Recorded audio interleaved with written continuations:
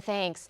In Maryland, a group of state delegates have joined together to right a historical wrong. Between 1870 and 1937, hundreds of black children were committed to a segregated state-run facility called the House of Reformation and Instruction. The children were subjected to brutal conditions, and many were buried at the House of Reformation graveyard, not far from the Cheltenham Veterans Cemetery that's in Prince George's County.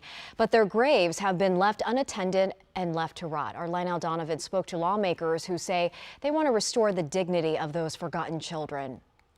Many people who visit the Cheltenham Veterans Cemetery may be surprised to learn that there's another cemetery right here just beyond this tree line. Black children under state care in the late 19th and 20th centuries were laid to rest in those woods. But as you can see, the lack of respect and care of the burial grounds is obvious in comparison to the Veterans Cemetery. Now the Legislative Black Caucus of Maryland is hoping to change the conditions here.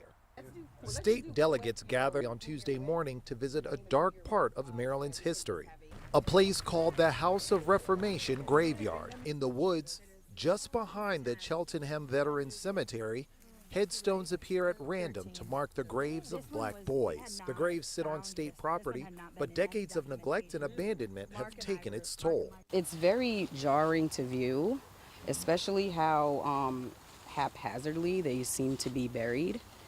The boys were buried here by the House of Reformation and Instruction for Colored Youth, a segregated state-run facility established in 1870. Records show black boys were sent to the facility for minor offenses, such as vagrancy or petty theft, but the conditions inside were brutal and dehumanizing. They were doing mostly farming and teaching them how to be people to work in the fields.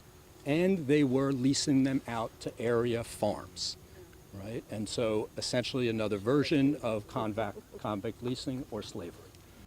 This headstone right here marks the final resting place of Mark Davis. The headstone says he died when he was 13 back in 1885.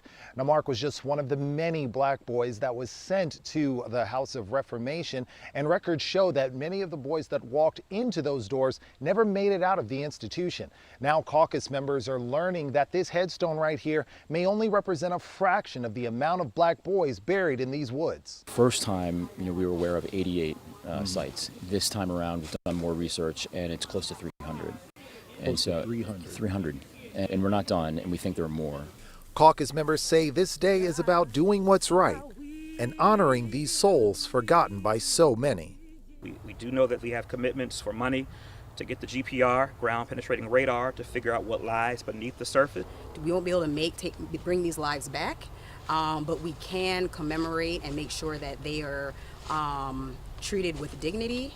Caucus members said they're not just ready to restore this site, but also introduce legislation to address racial disparities in Maryland's youth justice system.